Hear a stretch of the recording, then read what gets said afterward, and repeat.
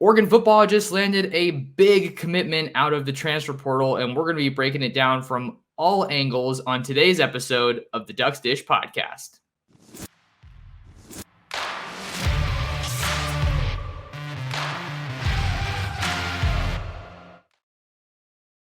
And we're back like we never left. Oregon fans, what's going on? How we living? Hope everybody is having a phenomenal day.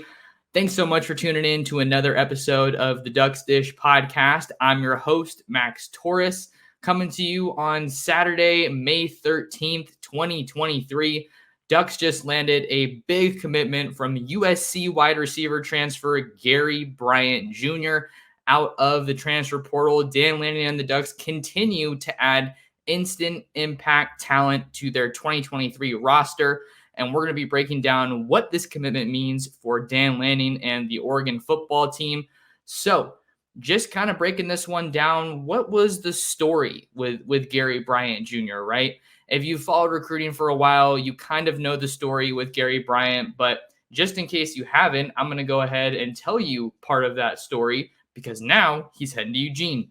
So Gary Bryant Jr. originally signed with the USC Trojans as a 4-star wide receiver in the class of 2020, coming out of Corona Centennial High School in Southern California. His rundown as a recruit, looking at the 247 sports rankings, he was a 4-star, like I mentioned, rated 0.9766 on the 247 sports composite, the number 46 player in the country, the number 7 wide receiver, and the number 5 recruit in the state of California.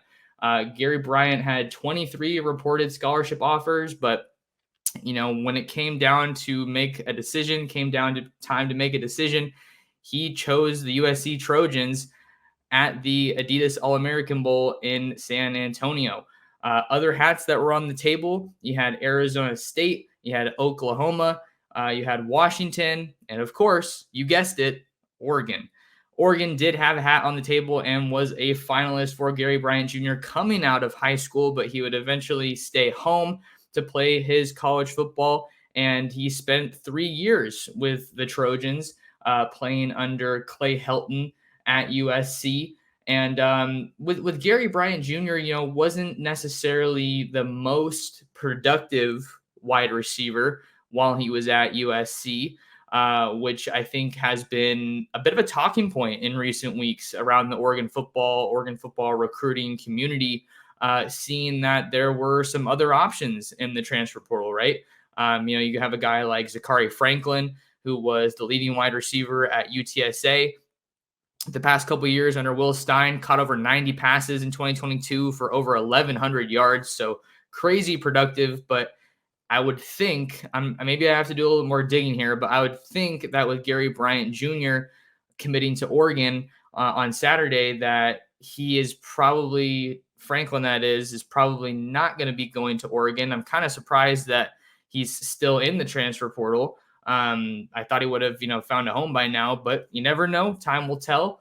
So back to Gary Bryant, 3 seasons at USC, and he played in 15 total games. And 2021 was really Gary Bryant's best year while he was at USC, right? Played in 10 games, caught 44 passes for 579 yards and 7 touchdowns. The only other production, at the receiver spot worth noting, played in 5 games as a true freshman in 2020, 7 catches for 51 yards, and that's about it. But 2021 is really that year where I think this Oregon staff probably hung their hat on their evaluation. They said, hey, he made some noise in 2021. We like what we saw from Gary Bryant Jr. in 2021. And the story with Gary Bryant kind of continued in 2022, but it took a pretty sharp turn. There was a big change in Los Angeles. Lincoln Riley comes over from Oklahoma, and one of the biggest moves in the coaching carousel in college football. And I think that was, I want to say, the move that kind of started the coaching carousel on a national scale, right? Lincoln Riley wasn't the only coach that moved prior to the 2022 season, right? I think you had Brian Kelly going to LSU. What other ones do you have? Oh man, I'm kind of blanking on other ones at the moment, but that was a big move, right? So Lincoln Riley comes to USC, and he doesn't come alone, right? A lot of guys followed him from Oklahoma. Recruits followed him from Oklahoma. You got Malachi Nelson, an All American quarterback out of Los Alamitos, who flipped from Oklahoma to USC. You have Raleek Brown, the top all purpose back in the country, who flipped his commitment from Oklahoma to USC. So we knew right away that Lincoln Riley was going to be able to attract talent, and then really kind of depleted a lot of the best weapons on the Sooners roster, because they said, hey, I don't want to be playing my football in Norman, Oklahoma. I want to go out to the West Coast. I want to play my college football in Hollywood at the Coliseum in that, bright sunshine, all the great things that people say about the USC program. I'll dial it back a little bit because I know my Oregon fans don't want to hear too much good stuff about USC. But all that to say, Lincoln Riley added three huge names, really, out of the transfer portal, right? Caleb Williams is the biggest one. But then you also have Jordan Addison, an electric wide receiver who comes over from Pittsburgh. And then he said, oh, hey, that guy Mario Williams, yeah, he was pretty good. Let's go ahead and bring him over. Let's add him to this room and see what we can do with that offense in Los Angeles. So those two guys joined this wide receiver room, and, pretty quickly it became apparent that Gary Bryant Jr. was kind of in the wrong place at the wrong time. And what I mean by that is that he kind of got buried in the depth chart. You see it at schools all across the country, in today's era of the coaching carousel being as wild as it is, combined with the transfer portal. Guys hit the portal and they already know where they're going to go. They follow their head coach because they feel like they're going to have a role with that head coach when they play with him again at their next spot. So all that to say, Jordan Addison and Mario Williams didn't transfer to USC to sit on the bench. So that room's loaded. You had some other guys like Brendan Rice, who was a really good receiver for USC. I'm probably missing a couple, but that room is loaded, especially with the transfers that you bring in. I know they also added a wide receiver from Washington, Terrell Bynum, I think is his name. So all those guys come into that room. CJ Williams was in that room as well, and a former modern day standout. And all those guys come in the room, and then Gary Bryant's just kind of fighting for a spot. And when you bring in that many guys from the portal, especially at one position, it kind of has the writing on the wall a little bit. So Gary Bryant didn't play a whole lot in 2022, ends up taking a red shirt. So all that to say that I think that's another layer of the impact that we can get into a little bit later in this episode, the impact of Gary Bryant Jr.'s commitment to Oregon. This guy has 3 years of eligibility left. And I feel like that's probably part of the reason that you take Gary Bryant, right? Troy Franklin, stud of a wideout. If you think he's playing for Oregon in 2024, I think you might have a couple of fans that would push back with you on that, because he's trying to go first round in 2023. So all that to say, he's probably playing his last year of football with the Ducks in 2023. And then Dan Lanning, Junior Adams look at Gary Bryant and they say, hey, there's a guy that we missed on the first time around. Now he wants to be a Duck now that he's in the portal, and he can play for us for more than 1 year. He's not just a quote unquote rental guy, right? So I think that's part of the equation here with Gary Bryant Jr. So that's really the story with Gary Bryant Jr., highly touted recruit. For some background, right? Highly touted recruit coming out of the high school rankings out of Corona Centennial, one of the better programs in Southern California in the Inland Empire. So he comes out of high school there, and he ends up, kind of following in a little bit of that, traditional story that we've seen with USC recruiting, right? It's not so much happening nowadays necessarily, at least not before Lincoln Riley got to USC, and that is the top players staying home. Bryce Young, he was committed to USC for a while. Then he had a change of heart, and he said, hey, let me go win some natties. Let me go win a Heisman Trophy and go first overall in the NFL draft after playing his high school ball at Rancho Cucamonga and then transferring to Modern Day, I believe, was his timeline and where he was playing. So Gary Bryant is now at Oregon, and we have to talk a little bit more about what kind of a player he is, because he had a really stellar high school career and then had some good moments in college, but maybe not the kind of career or not the kind of production that I think some fans maybe were hoping for to justify taking another wide receiver in a very loaded room. So the thing with Gary Bryant, he's 5'11, 180 pounds on the 2022 USC wide receiver roster, the USC roster. Um, and I think when people are looking at Gary Bryant Jr. and kind of the player that he is and what he brings to the table, well, this is just kind of another slot wide receiver. If you're an Oregon fan, you might be asking yourself, don't we already have a guy kind of like Gary Bryant Jr., maybe another Southern California native, talking about Chris Hudson?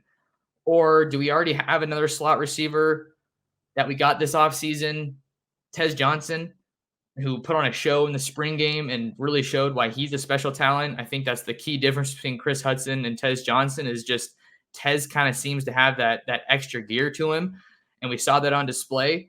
But Chris Hudson's a solid receiver, man. Like do not take that as any kind of a slight to Chris Hudson, but I'm just kind of trying to draw comparisons and fill you in on what kind of guy the Ducks just got.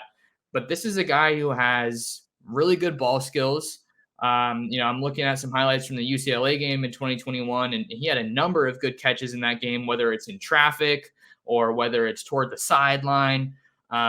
He has good ball skills, and he's able to track the ball too. A number of over the shoulder grabs, or catching the ball with a defender right in his face and still staying in bounds. So this is a guy who I think is pretty technically sound, right? And I think Junior Adams probably looks at Gary Bryant and says, "Hey, like kind of like we were saying with Jordan Birch, right? Maybe it's a little bit of a similar story here. Jordan Birch spent some time at South Carolina, had some flashes, but didn't necessarily show. Man, this is the kind of guy we thought we were going to get when we got a former 5-star recruit out of high school. Maybe that's the same thing with Gary Bryant. Now Jordan Birch is at Oregon, and he's got everybody saying, man, look at that dude. That's not the kind of guy that Oregon typically has. That's not a typical Pac-12 defensive lineman, 6'6", 275. Dan Lanning, Tosh Lupoi, Tony Tuioti, they can take his game to the next level. And if you look at Oregon's wide receivers from last year, they put on a pretty good show. Troy Franklin steals the spotlight, but for good reason. He was so quiet in 2021, maybe in part because he was a true freshman, but Oregon just didn't pass the ball very much with Mario Cristobal, right? And they had a really good coach at wide receiver in Brian McClendon. But all that to say that Junior Adams, I think, really took Troy Franklin's game to the next level. And I think that he's got even another level that he can take Troy Franklin's game to. And then Chase Cota comes in from the portal from UCLA, and he was like a solid number 2 for Oregon. Chris Hudson looks like he was figuring out a little bit more. Dante Thornton had some flashes. So Junior Adams is a good coach. And I think he's looking at Gary Bryant Jr. and he sees a guy who he wanted when he was coming out of high school, right? We talk about relationships coming back into the picture, and that's part of what happened here with Gary Bryant Jr., who was recruiting him at Washington when he was coming out of high school, Junior Adams. So Junior Adams is now at Oregon. We all know that. So he's able to look back on a previous relationship and capitalize on it, which we're seeing countless coaches do in today's transfer portal era of college football. And now he sees Gary Bryant and can probably take him to the next level. So I think with Gary Bryant Jr., the point that I'm trying to make here about kind of his evaluation and what he brings to the table is that it's not just a slot receiver. It's not just, so to speak, another Chris Hudson or another Tez Johnson kind of a guy. Kind of has your standard frame at 5'11", 180. He weighs more than Tez Johnson, but maybe he's not as fast as Tez Johnson. So I think Chris Hudson's probably the most similar comparison that you can see from that standpoint. But I don't think that he is just a slot receiver. I think you can move him around the offense. Maybe have him out wide on the outside, maybe have him on the inside. When he was at USC, you saw him used a little bit out of the backfield, on some motion plays. I'm trying to think of what it wasn't a boot necessarily, but he motioned in towards the quarterback and then kind of looped back out into the flat. And they just found creative ways to get him involved. And I think if you can add another guy who can create both before and after the catch, as a good route runner and as a crafty, shifty guy, I think that's the kind of guy you want to add in your wide receiver room. And then another element that's 100% worth a mention with Gary Bryant Jr.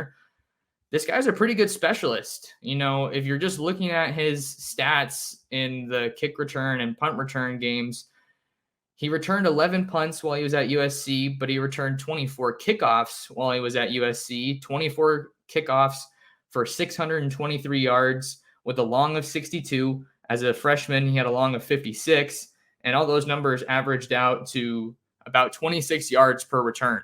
So not crazy numbers, but he knows what he's doing. And I think that special teams were obviously an area that Oregon kind of came up short in 2022, right? Whether you're talking about punting or even, in the return game, I don't think that the return units necessarily had a lot of drives where they were, setting up, or a lot of plays, I should say, where they set up the offense with like spectacular field position. So if you add a guy like Gary Bryant to your team, now you're just kind of raising the floor, if you will, on your return teams, which I think is great. That's something that you want to do. You've had guys like Troy Franklin. Seven McGee was a returner last year, but he's transferred to Jackson State. I think Chris Hudson was also involved, as was Chase Cota. So there's more value than just the wide receiver spot here with this Gary Bryant addition for the Ducks. And I know Joe Lorig has to be happy that Gary Bryant Jr. is a weapon he can now utilize on special teams. So with this room at wide receiver for Oregon, it's an interesting conversation, right? Because we got into the spring, some guys were banged up. You saw a lot of guys transfer out, right? You saw some departures, to graduation. You lose Chase Cota. You lose Dante Thornton to Tennessee. I think that's probably one of the most meaningful departures on offense. I think he's going to kill it at Tennessee. You see Seven McGee go to Jackson State. Isaiah Brevard hits the portal. Isaiah Crocker transfers. I want to say he went to Akron, but someone might have to double check on that one and let me know in the comments. But all of that to say that you saw quite a bit of movement at wide receiver, which is why the Ducks added a lot of guys at wide receiver. They got Trayshawn Holden from Alabama, and I really liked what I saw from him in the spring football game, especially because it looked like Bo Nix was kind of favoring Troy Franklin, but we still got to see a decent amount of Trayshawn Holden getting involved. I think he moves really well as that bigger wide receiver, really physical, and he can also create a little bit. He's not a stiff athlete by any means. And then, so you saw those two additions from the portal. Now you add Bryant. You also added Ashton Kozar, an Under Armour All-American who enrolled early. Then you have Justice Lowe in that room as well. Kyler Casper, we're still kind of waiting for him to break out. He has a full offseason under his belt and is a guy that's generating some hype. You also have Josh Delgado in that room. But then you also have the best recruit in the entire 2023 class. 5-star wide receiver Jurion Dickey hasn't even arrived yet. So that's a guy that a lot of people think is going to be a dude from the second he steps on campus. I'm not sure. I think that like right now in May, I'm not sure if I think that's the case. I wrote a story earlier in the week about how he's recovering from a knee surgery. So maybe that's going to kind of slow his transition from the high school level to the college level. But Jurion is a dude. Jurion is as gifted of a wide receiver as you'll find anywhere in the country. He was number 2 at his position, only to Zachariah Branch, who's going to USC. He played his ball at Bishop Gorman in Las Vegas. But Jurion Dickey is going to be a dude once that guy gets rolling. So you have all those pieces in place, and then you kind of find yourself asking, does Oregon need another wide receiver? You saw all these departures. They finally get under the 85 scholarship limit, and I don't think wide receiver is a position that comes to your mind when you're thinking about positions of need or, hey, Oregon could probably use a little bit of depth there at that spot. I think you're thinking corner. I think you're thinking linebacker with departures like Keith Brown and Harrison Taggart, to name a couple. But I think this addition makes sense, and I'm going to tell you why. This addition just shows the immediacy of college football, but more importantly, it shows the urgency that Dan Lanning and this Oregon coaching staff are attacking the portal with, the urgency that they are approaching the 2023 season with. I think it kind of changes pretty quickly, pretty often, but if you want to talk about a championship window, it's now. Oregon is in that championship window right now. You have so many pieces in your favor, and chief among them is Bo Nix coming in at quarterback. Oregon hasn't been able to head into a season with a proven commodity at quarterback and an elite option at quarterback since Justin Herbert in 2019. And even when they had Justin Herbert, they weren't utilizing him to his full ability.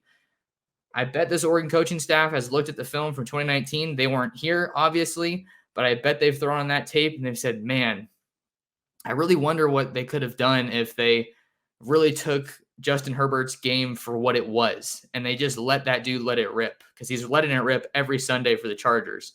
Bo Nix is back with Will Stein, and you know Will Stein wants to let Bo Nix just do his thing, and he wants to get Bo Nix as many weapons as possible. Will Stein said it right when he got to Oregon, and I think maybe some people took it out of context. You know, plays are kind of overrated. It's about the players, right? Kind of a la it's about the Jimmies and the Joes, not the X's and O's. You know, you can do everything you want to scheme up a perfect game. You can do everything you want to call the perfect plays, but at the end of the day, it's about the guys on the field. And you just got to give yourself elite options. And if there's guys that are willing to come play for you, guys that are willing to compete, Gary Bryant knows all well the room that he's going into. I can promise you that. But he's a competitor, which brings me back to another point. Remember when Tez Johnson committed to Oregon and then Bo Nix was asked about that in spring ball? He said, yeah, when Tez wanted to hop on board, I pulled out my phone and I texted Chris, texted Troy, texted that room, and they were all for it, because they're all on board with going in this direction of getting Oregon their first national championship. So is Oregon's wide receiver room crowded? You betcha. But I don't think that's a bad thing, because the best players, the guys who are really about that action, they're willing to compete. They're willing to fight for that spot. And I think that's what this move says with Gary Bryant Jr. coming to Oregon. It's absolutely huge. I don't think it was a need necessarily, is kind of the point I was trying to make, but this is good for Oregon football to get another really high level athlete, and a guy that I think you can get involved in a couple different ways, because now you got to think, if you're a Pac-12 defensive coordinator and you're going to defend Oregon, you just have that fewer weak spots to kind of point out. You know, the depth is what's really improving here. Okay, Troy Franklin's the guy. He's pretty good. Well, what about this guy from Alabama? You know, he's pretty big too. I think we should probably try to make him a priority. But what about this crafty guy from Troy that not many people knew about, who's a blazer and super, super fast, a speedster? Oh, he's pretty good too. And then, they got that 6'3", 215, 5-star wide receiver, Jerion Dickey. I think he's pretty good too. Oh, and Gary Bryant. You see the point I'm making, right? Oregon's wide receiver room is loaded, absolutely loaded. I think at the start of spring ball, some people had some questions. I think I might have been in that crowd as well. But the more that we went throughout the spring, and remember Dan Lanning was saying, I feel good about the group that we have and some of the pieces that we have coming in. I think maybe Gary Bryant was part of that equation, right? Because they've been recruiting him since he entered the transfer portal, pretty heavily. So Oregon's wide receiver room has so many different ways that they can kind of, attack you. You have Troy Franklin's not the biggest guy, but he's definitely bulked up a little bit. He's your top option. Then you have some bruisers, some really physical guys like Trayshawn Holden. Kyler Casper is still kind of trying to fill out that frame, but that's another big target, red zone type of guy, right? And he can create with the ball in his hands as well. And then you have Chris Hudson, Tez Johnson, and Gary Bryant Jr., Justice Lowe, Ashton Kozar, and Jerion Dickey. The names keep coming, and I don't want to butcher that point, but I think that's really what this commitment means for Oregon, is that they're not settling and that they're playing with a serious urgency to get to the playoff. And honestly, I think we can all agree getting to the playoff this year before it expands is more important than ever, because it's going to mean less. A lot of people want to talk about playoff expansion and where they stand on it. If you have more spots, if more teams can get into the playoff, I think just logically it's going to mean less, because it means that it's easier. So if Oregon can get to the playoff this year and, maybe get to the championship, and you never know, I think that would be a huge statement before expansion. And it's the last year with USC and UCLA in the Pac. So that's another part of it all. The last thing I want to talk about, and then we can get to what's next as we kind of start to wind down a little bit. Junior Adams is just an elite recruiter. He's doing it in the high school ranks, and he's doing it in the transfer portal. And I think he's a guy who he did a pretty good job at Washington, right? With some of the names that they were able to bring in, right? Roma Dunze, Jalen McMillan. Those are kind of the two biggest names I know right now. Jeremy Bernard was originally committed to Junior Adams, and then he ended up going to Michigan State, before he transferred back. But Junior Adams is a guy whose recruiting floor and his recruiting ceiling have been elevated tremendously since he got to Oregon, because you have that O behind you. And now he has that body of work from his first year at Oregon with guys like Chase Cota and Troy Franklin. And he's super connected and tapped in on the West Coast. And Gary Bryant's just another example. The relationships, they're going to come back around, especially in today's era of the transfer portal, to be valuable. So we see him tapping into a previous relationship when he recruited Gary at Washington, and it's paying off. And, they already have Jordan Anderson, Tyseer Denmark as two high-level wide receivers in the fold here in 2024, and he's still going after some other big names. He's going after Ryan Pelham out of Long Beach Millikan. He's going after Jeremiah McClellan out of St. Louis Christian Brothers. He's going after James Madison II out of Powerhouse St. Thomas Aquinas in Fort Lauderdale, Florida. There's more names that I could get into there. Those are just some that kind of stick out to me. He's going after Dylan Gresham and San Jacinto, another Southern California guy. So you just see the body of work that he continues to build, and Junior Adams is proving his worth time and time again, whether it's coaching on the field or whether it's hitting the trail, traveling all over the country to get difference makers and take this Oregon offense to the next level. So I'm a big Junior Adams fan, and I think that he has been a tremendous hire for Dan Lanning. And it was a hire that I think was met with a little bit of scrutiny, right? I think after you had Brian McClendon at Oregon and the recruiting that he was doing, getting Troy Franklin, getting Dante Thornton, getting Isaiah Brevard, 3 All-Americans in that 21 class, the bar was pretty high. But Junior Adams stepped up to the plate, and he's crushing it. So now, what's next for Oregon when it comes to recruiting? I'm going to talk about that right after I take this sip of water.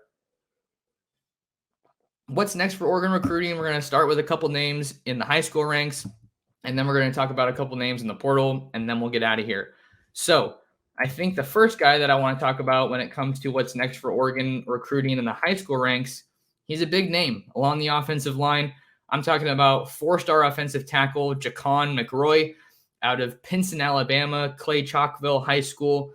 He has 17 reported offers to his name, but like I said, 4-star talent, number 166 player in the country, according to the 247 Sports Composite, number 11 offensive tackle, and the number 10 player in the state of Alabama. Pinson, if you know about Oregon football, that's where they got Bo Nix, and that's where they got Tez Johnson. They both played their ball in Pinson. And this staff has been trying to get into the Southeast more and more. And the Ducks have been picking up some momentum, gaining some ground here with Jacon McRoy, who loved his visit out to Eugene. I mean, what recruit doesn't love their visit out to Eugene? But, I'm talking to some sources, and the buzz behind Jacon McRoy and Oregon is real. That's basically what I'm going to get into right now. I don't want to say too much, but this dude's all of 6'8". He's listed at 365. So huge dude, but Oregon's looking for some big names along that offensive line. Alik Terry's going after Jacon McRoy, going after 5-star Brandon Baker, but there's some buzz behind Jacon McRoy. So I'm trying to just make sure you guys know that Oregon has a realistic shot with this guy. I mean, he's all the way in Alabama. We've seen previous staffs try to do some work in Alabama, right? The Ducks had a commitment from Tanner Bailey, the 2022 quarterback out of Gordo, Alabama. He ended up committing to South Carolina after the staff, left to go to Miami. So they have some work that they've done in Alabama. They got TJ Dudley out of Montgomery Catholic. He ended up going to Clemson after the staff left. So now they're pushing into Alabama once again.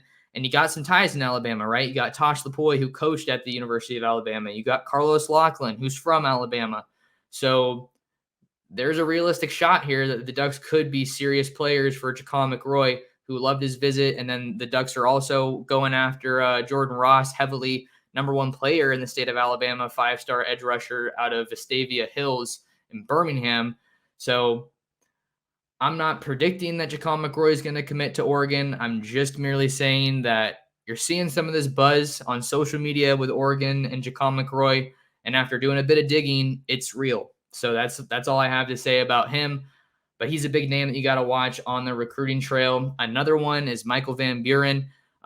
He's someone that I, officially, I don't know if officially is the right word, but decided to put in a prediction for Michael Van Buren. He's a All-American quarterback, Under Armour All-American quarterback out of Baltimore St. Francis Academy. Ducks just got his teammate, Ife Obadegwu, in the fold last weekend. So that's another feather in their cap about why they're in favorable position with Van Buren. They're in his top 3, came out twice last month. We saw Tosh Lupoi was in the DMV earlier this week. I don't know for a fact if he stopped by St. Francis Academy or not, but I would wager that some member of the coaching staff probably stopped to check in on Michael Van Buren. And the DMV is really becoming a talent hotbed that this staff is fully intent on, capitalizing on and trying to get these top guys. They struck out with Nicholas Harbor in 2023. What do? You get right back on the horse in 2024. You go after Ife Obadegwu. You go after Michael Van Buren. You go after Dylan Stewart out of Washington, D.C., and you just take your shot. You got Luke Moga, who's, recruiting Michael Van Buren on Twitter. He's already committed to Oregon. Moga is, and he's saying, hey, man, let's work. And you got other commits that are, recruiting Van Buren as well. Obadegwu is one of them who's done that on social media. Jordan Anderson has done it as well. So Michael Van Buren is a major name to watch for Oregon here. He has a commitment date for July 8th, I want to say, but I wouldn't be surprised if that date was a little bit flexible. And then 2 more names we got to talk about in the portal. Ducks get Gary Bryant, so that's awesome for them. But you miss out on Trey Amos, the Louisiana Lafayette transfer, who committed to Alabama. But there's a couple of names that the Ducks are still actively involved with. One of them is a bit of a newer name. It's East Carolina offensive line transfer, Nishad Strother, 6'3", 326 pounds on the East Carolina roster. He's a junior, and the Ducks are involved here, which is interesting because you have a couple of injuries along the offensive line. The main one that I'm talking about, I don't know why I said couple, but the main one I'm talking about is Marcus Harper II. He gets injured in spring ball, and you're trying to make this a good offensive line after the last year's group only surrendered 5 sacks all year. So you bring in a Johnny Cornelius, you bring in Junior Angelau from the portal. I don't think you really signed any guys in 2023 from the high school ranks that project to be early impact guys. So if you're looking for another guy that can kind of give you some depth or maybe compete along the offensive line, you look to the college ranks, you look to the transfer portal to maybe bring in a guy to play offensive line. But the story with Strother, I don't know how to say it. Sorry, Nishad Strother. I'm gonna go with Strother for now. He has most of his experience. I'm looking right now on their website. I'm trying to see if he's an interior guy, but I don't think it says. But you need, maybe Alif Terry and the staff decided that they need a little bit more help along the offensive line, and they've tabbed Nishad Strother, as an option. So as far as what's next, keep an eye out on Nishad Strother. Maybe we'll see if he visits Oregon. I think he actually already has visited Oregon. I have to double check there, but the point I'm making is that they're definitely involved here with the transfer offensive lineman. And then the other name to maybe keep an eye on is Seydou Traore, the now Colorado tight end transfer. He played a couple years at Arkansas State, and then he transferred to Colorado, went through spring ball with Colorado, and then he said, not for me. I'm out of here. And the Ducks are one of many teams that have extended a scholarship offer with Seydou Traore, who's originally from London, which is kind of a cool deal. but he has some good production in the 2022 season, caught 50 passes for 655 yards and 4 touchdowns, which isn't necessarily something you're getting passing game production with Casey Kelly, the Ole Miss tight end transfer that the Ducks landed. So I think that you're trying to shore up that depth a little bit in Drew Maringer's room by pursuing a guy like Seydou Traore. And I think he's definitely one of the better options at tight end that is available in the transfer portal. So keep an eye out there as the Ducks are involved and actively looking for another tight end and looks like another offensive lineman possibly. So that's what we have for you on today's episode of the Ducks Dish podcast. If you guys want to find more of me, tap in with me on Twitter and Instagram at mtorresports. That name right there on your screen if you're watching us on YouTube, and subscribe to my YouTube channel at Oregon Football Max Torres. We got live streams all the time. We got mailbags, trying to keep you guys up to date on all things Oregon football and Oregon football recruiting. And then speaking of that, hit that like button and subscribe to the channel, and then hit that notification bell so you don't miss out on future videos. And then you can find all my written work covering Oregon football and recruiting on ducksdigest.com. But that's all I have for you guys on today's episode. Thanks for taking some time out of your day to talk some Duck football with me, and we'll see you in the next episode of the Ducks Dish podcast.